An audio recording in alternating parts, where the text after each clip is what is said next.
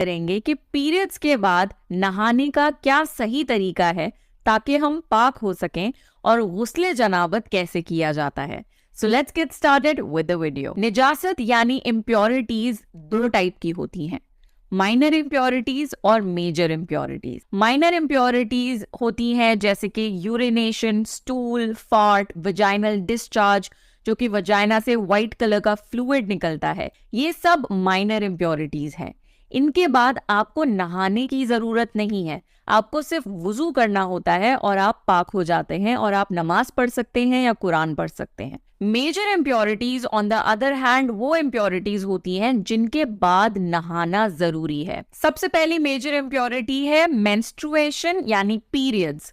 Periods के बाद आपको नहाना जरूरी है ताकि आप पाक हो सकें और फिर से नमाज और कुरान पढ़ सकें। दूसरी मेजर इम्प्योरिटी है जनाबत। आफ्टर सेक्सुअल इंटरकोर्स या फिर मैस्टरबेशन नहाना जरूरी है ताकि आप फिर से पाक हो सकें। तीसरी मेजर इम्प्योरिटी है निफास, जो कि आफ्टर प्रेगनेंसी ब्लीडिंग होती है, जो कि अप्रोक्सीमेटली 40 दिन की होती है। उसके बाद आपको नहाना जरूरी है ताकि you can resume your praying. अब हम बात करेंगे कि नहाने का क्या सही तरीका है जिससे आप पाक हो सकते हैं। तो नहाने के दो तरीके हैं। सबसे पहला है फर्ज तरीका और दूसरा है सुन्नत तरीका। सबसे पहले हम बात करेंगे कि नहाने का फर्ज तरीका क्या है। तो जब आप नहाने के लिए बाथरूम में जाएं तो सबसे पहले आपको अपनी इम्प्योरिटीज को साबुन से या पानी से धोना है ताकि आपकी बॉडी से सारी निजासत धुल जाए। फर्ज तरीके से नहाने की सबसे पहली कंडीशन ये है कि आपको अपनी पूरी बॉडी पर पानी डालना है। कोई बाल बराबर जगह भी सूखी नहीं रहनी चाहिए। सबसे इंपॉर्टेंट बात जो आपको ध्यान में रखनी है वो ये है कि आपको अपने बालों को जड़ों के साथ धोना है।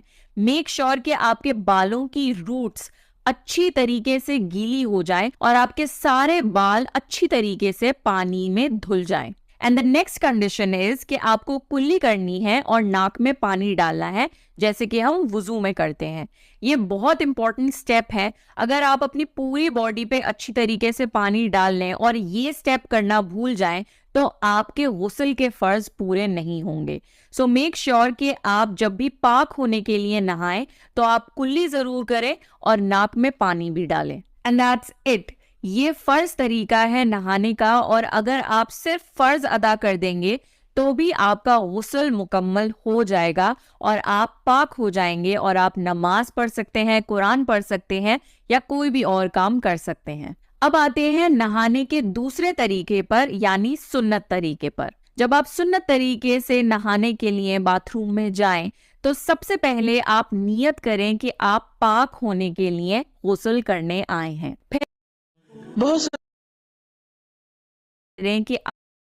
कि आप पाक होने के लिए गुस्ल करने आए हैं। फिर आप बिस्मिल्लाह पढ़ें और अपने हाथों को 3 बार धोएं। फिर अपने लेफ्ट हैंड से अपने प्राइवेट पार्ट्स को धोएं या फिर जहां भी निजासत लगी है उसे अपनी बॉडी से क्लीन कर दें। फिर आप अपने सर पर 3 बार पानी डालें और अपने हाथों से अपने सर की जड़ों को अच्छी तरीके से गीला कर लें। इसके बाद आप अपनी पूरी बॉडी पर पानी डालें। आप साबुन से भी या सिर्फ पानी से अपनी बॉडी को धो सकते हैं। And that's it. ये है सुन्नत तरीका प्रॉपर गुस्ल करने का और इसके बाद भी आप इंशाल्लाह पाक हो जाएंगे और आप नमाज पढ़ सकते हैं या कोई भी और काम कर सकते हैं। अब मैं आपको कुछ इंपॉर्टेंट पॉइंट्स बताऊंगी जो कि अक्सर लोग इग्नोर कर देते हैं जिसकी वजह से उनका प्रॉपर गुस्ल नहीं हो पाता। तो इन चीजों का जरूर ध्यान रखिए। सबसे पहले आपको इस बात का ध्यान रखना है कि आपकी बॉडी का कोई भी पार्ट सूखा ना रहे।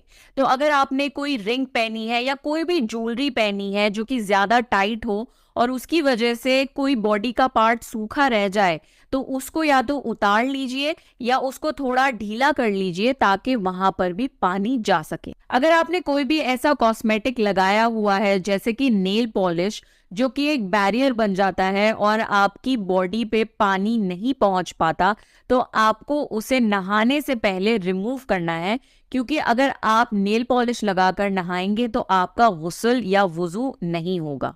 हाथों और पैरों की उंगलियों के बीच में भी आप एक बार अपना हाथ फेर लें टू मेक श्योर कि वो जगहें सूखी ना रह जाएं। सर की जड़ों को अच्छी तरीके से मसल कर आप गीला कर लें, क्योंकि ऐसा हो सकता है कि आपके सर की जड़ें सूखी रह जाएं और आपका गुस्ल ना हो। अगर आपने चोटी बनाई हुई है और आपके बाल बहुत लंबे हैं एंड आपको प्रॉब्लम होती है बार बार चोटी खोलने में, स्पेशली इन गुस्ले जनाबत, तो आपको अपनी चोटी खोलने की जरूरत नहीं है, but you have to make sure कि आपकी सर की जड़ें और आपके बाल अच्छी तरीके से भीग जाएं। ऑल्दो अगर आप अपनी चोटी खोल सकते हैं, then you should open your hair and wash them properly. पाक होने के लिए जब आप गुस्ल कर रहे हैं तो आप साबुन, शैम्पू या खुशबू इस्तेमाल कर सकते हैं, इसमें कोई प्रॉब्लम नहीं है। And that's it for the video. I hope इस वीडियो से मैंने आपकी काफ़ी सारी कन्फ्यूजन्स को क्लियर किया होगा।